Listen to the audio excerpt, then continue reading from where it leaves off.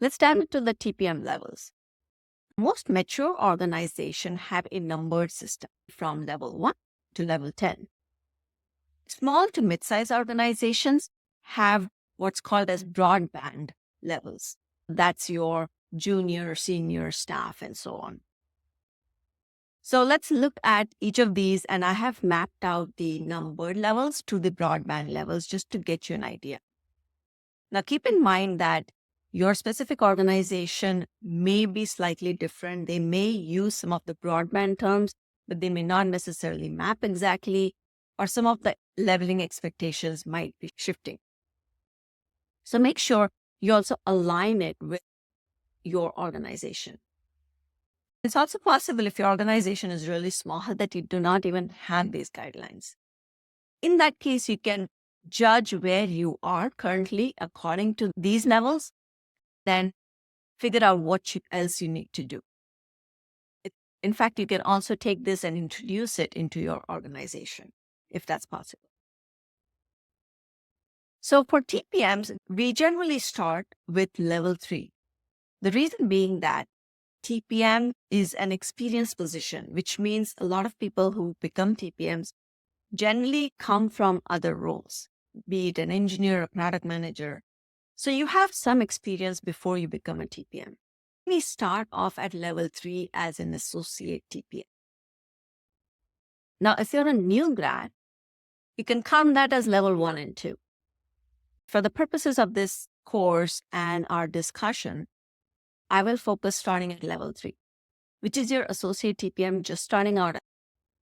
You're a developing TPM and you're executing components. So you may be in charge of specific components or pieces of a project, and you require guidance or supervision to manage your work.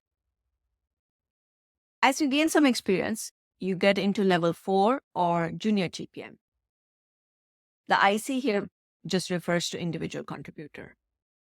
As a junior TPM, you are somewhat experienced, and you are now working on and driving the delivery of some complete solutions. So you may have a complete project under your ownership.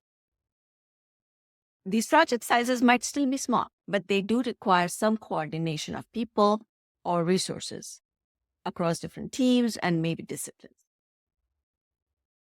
Then, maybe a couple of more years under your belt, you get to your advanced positions, which is generally the senior TPM or level 5. Now, this is an advanced TPM, which means you are identifying problems and developing solutions to those ambiguous problems. So ambiguity goes up.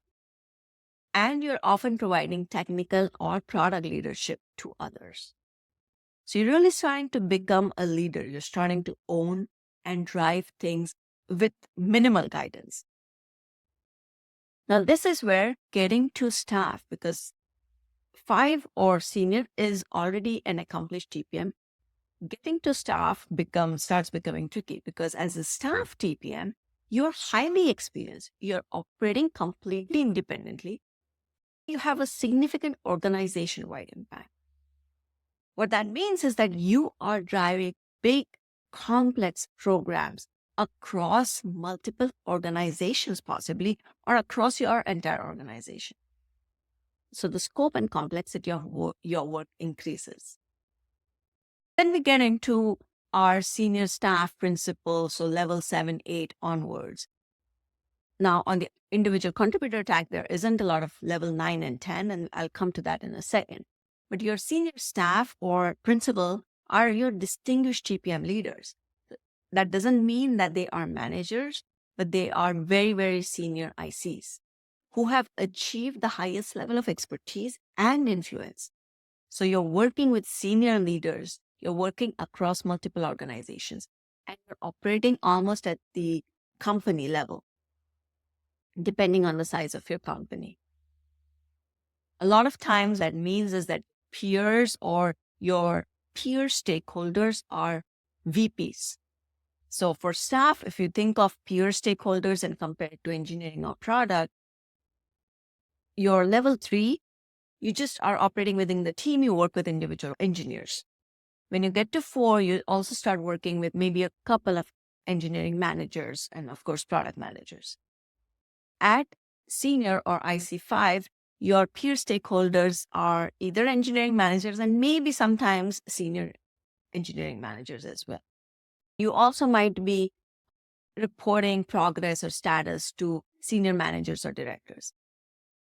At the staff level, you're generally peer stakeholders with the directors or senior managers for sure. That's how you can think of who are your direct stakeholders versus who are your senior leaders. And then who are the teams that you might still work with, but your key person and point of contact is a director, VP, and so on as you go up levels.